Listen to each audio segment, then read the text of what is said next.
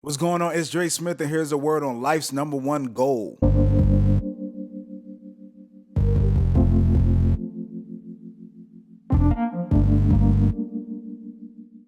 Peace and happiness shall always be your number one goal in life. Now, what I'm not saying is stop going after other goals, but in the process of you trying to achieve those goals, do not let anything or any person disrupt your peace and joy, because maintaining your peace and joy should be your top priority in your life. I feel like in breaking this down, it's important to talk about what peace and joy actually is. So first, let's look at peace. If there's not anything else that I want you to take away from this, I want you to hear this. Peace is not the absence of problems. There are so many things in your life that you cannot control, so problems will always come. What peace is that in the midst of those problems, you still have a calmness and subtleness, because at the end of the day, you know that everything will ultimately be okay. And joy is simple. Joy is just gladness, not based on circumstance. So with this, I'm gonna talk about two things. Number one, stop giving so many people and things the power to disrupt your peace and joy. I see it every day, especially in this day and age. We give people online who we have never met and who has never met us the power to disrupt our peace and joy. I don't care if it's your boss at work, or if you drop your phone and the screen cracks. Do not give people or things the power to disrupt your peace and joy. You see, when you give something the power to disrupt your peace and joy, you become a slave to that thing. You truly open yourself up to become manipulated, and that's dangerous. I know my man Stephen A. Smith will like this, but I know some Cowboys fans who will let their whole week be ruined, start arguments with their spouse, and perform poorly at work just because the Cowboys lost that Sunday. Like, why would you give something like that so much power to disrupt your peace and joy? But on a more serious note, a lot of us confuse comfort with peace and joy. I remember when my dad was in the hospital and they told us that there was nothing else that they can do. They said they would do the best they could to make his last moments as comfortable as possible. And I say that because I want to make a note of this. Just because the medicine that they administered gave him comfort, what it did not do was stop him from dying. You see, things like drugs, sex, alcohol, money, power, fame, they disguise themselves as harborers of peace and joy. However, what they really do is comfort you or numb you for a little while. But then when the thrill wears off, you're still there hurting with the same problem. You see, the issue with using these comforts to give you peace and joy is that they wear off. So you continue to go back to them just to feel better and numb the pain. But then after a while, you start to build a tolerance, so you need more and more just to feel good. And that's how the drug addicts, alcoholics, money hungry and power hungry people are born. These things now have the power over their peace and joy, and now they have become slaves to that thing. So now the second thing about having peace and joy is that peace and joy is based less about possessions and circumstances and more about posture and perspective. That's why you have people living in shacks who are enjoying life more than people have millions of dollars. If you're searching for peace and joy in possession and circumstances, you will always come up short. In the example of the person living in a shack versus the person with millions of dollars, the person with millions of dollars probably has a better situation and more possessions than the person living in that shack. However, the person living in that shack has a better perspective on life. I guarantee you,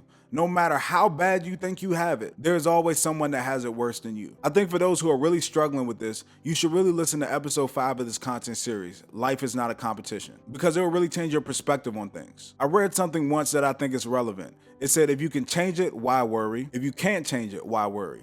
And that's so true. But for those who are really looking for peace and joy, I will tell you this. Peace and joy are spiritual. And I believe in order to achieve that, you have to believe in something outside of yourself, outside of your world, and outside of your reality. Because if you're relying on you to fix every problem you have, you will always come up short and you will drive yourself crazy. I am a Christian and I believe in Jesus Christ. And my relationship with God gives me peace and joy. That no matter what happens, as long as I am doing the right thing, everything will be okay. Now, what I'm not trying to do is force Christianity down your throat. But if you find yourself lacking peace and joy and you feel like you've tried everything to get it, I would suggest giving it a try. Because one thing that I can tell you about life is that you will always remain unsettled until you find peace and joy. And that's a word. Thank you so much for watching this entire video. If you want to continue to receive a word, make sure you subscribe to this channel, subscribe to the podcast, and follow me on Instagram. You can also request topics, learn more about upcoming events, and learn more about what I have going on by visiting my site, itsdresmith.com. Remember, you can change your life with a simple word.